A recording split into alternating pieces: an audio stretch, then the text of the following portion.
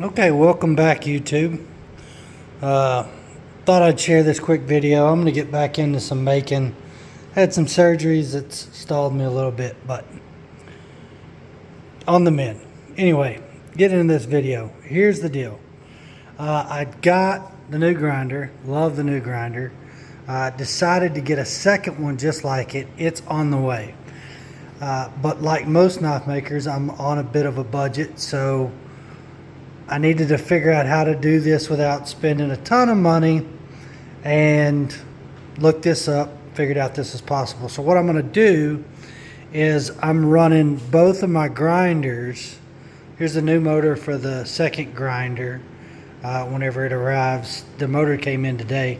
I pre-wired all this the other day. I'm not going to show exactly how to wire it, but you'll see and understand it. The key thing that allows you to do this with the VFD, well, a couple key things. Get a motor that's, even though they're not the same, they're the same horsepower, they're really close to the same RPMs.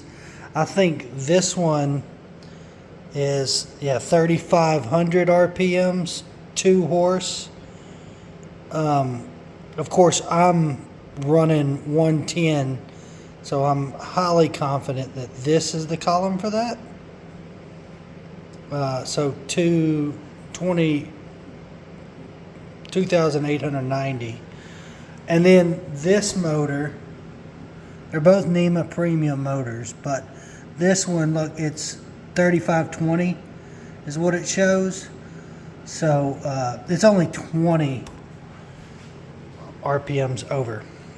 Anyway, the modification, I did it inside my VFD box itself. I don't have forward and reverse switches or auto or manual.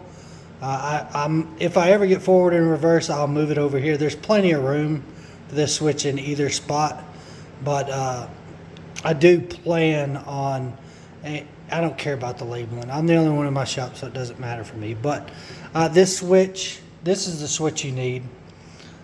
You'll notice it has 9 poles on it. Here's another one. This one's from Amazon. I was gonna go with this switch.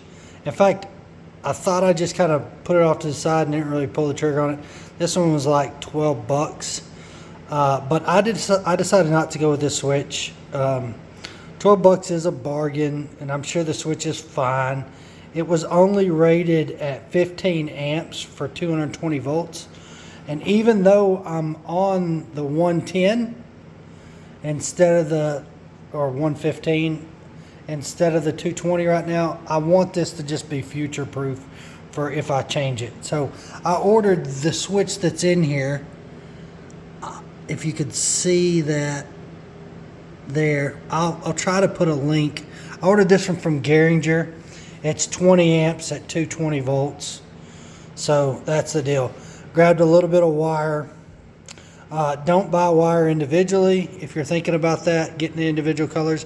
I got the wire from Home Depot. It's 14 gauge, which I might have to step that up. I haven't double checked that. If I switch the wire, or I switch to 220 if I got to go to a 12 gauge. I just don't know some of those things. But I put what was already on here. So if I have to switch it, I have to switch them all. So basically what you do with this to make this work, of course your grounds go to the ground, but you take your leads off of the VFD right here, your 3 legs off the VFD, you run them, and in this switch, they all ran to the center. And sorry, I'll try to quit looking and get y'all in focus. They all run to the center line. So you'll have one motor connected to one side and one motor connected to the other. So if you look at this, there we go. We got all the whites on one side, the reds are in the middle, the blacks are on the other side. I'm highly confident it does not matter which order they're in. It only matters that you have this switch the right way. If they all go across this way or if they all go across this way. This one has numbers on it that says which way it goes. But Super easy to do, super easy to install. Do it right too, don't do it janky. I'm just saying that. I normally do the janky stuff, but as you can tell, like I put the heat shrink and the right fittings and everything on there. It didn't take that much extra time, but it made it super easy to install, and it keeps this box clean. The only thing I did kind of poorly was I gave myself a little bit too much wire. So it makes it a little bit of a bear to close, especially with one hand. All right, we're back. Sorry about that. For those keen eyed, I did not disconnect the power while I was in there. Don't do things that I do. Take your own risks with that. But anyway, got that closed off. So what that switch does, and this switch it's a triple pole double throw, or this one's a triple throw, so it actually has a middle that's an off. This one's just a double pole, so it's just left or right. So right now that switch is wired to where when that switch is up, this grinder should come on. So we turn this on, and this is classic. Did y'all see what happened there? It gave me a status that it did something's going on there. No issue with that. Let's see, with the other one's running. That one's running.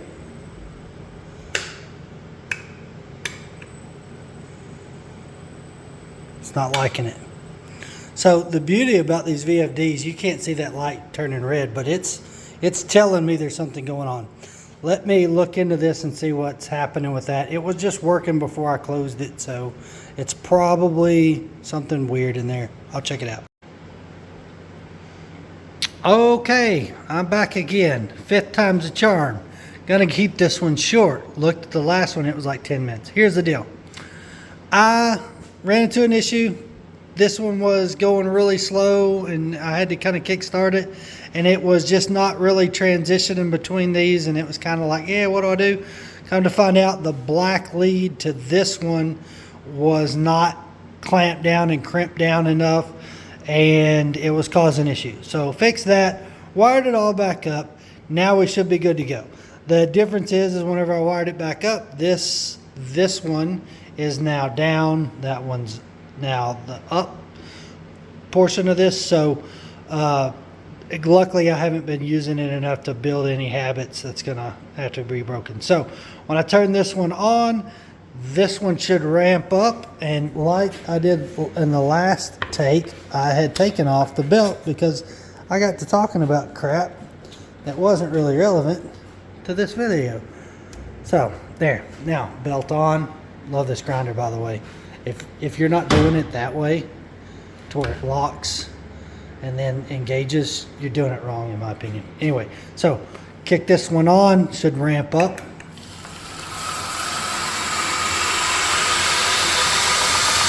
Gets up to 50% there.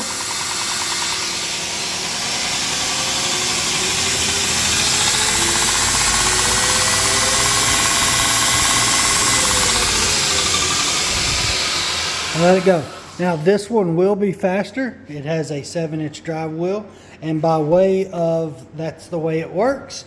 If you don't know why that's the way it works, I suggest you look it up. That's got a 7-inch drive wheel. This has a 4-inch drive wheel, so this one will naturally be a little slower. Now, switch the switch up, turn this on, and this motor comes on. Starts rolling, ramps up to 50%. Crank it on up, and it's good to go. So now, again, as promised, 2 grinders, or will be, that's just a motor right now. 2 grinders, 1 VFD, triple pole. This is a double throw. You can also get a triple throw that has an off switch in the middle, just like this one. I'll try to put links in. I don't suggest this one. I'll suggest the link to Gehringer. That's a 20 amp, 220. So I just feel like that's the smarter play. Anyway, Next project I have is to take this Broadbeck Ironworks waterfall platen and figure out how to mount it right here. I'm thinking of drilling and tapping some holes to mount it. It perfectly lines up and sits there. Super excited about that. Last thing I'll say is Alex Steel, they still have on the Alex Steel Co. website, they still have these grinders and all of this stuff at 23% off. That's why I bought a second one and some other stuff. But super excited. Get out there, get to grinding, have some fun, and hope this video helps. Thank you.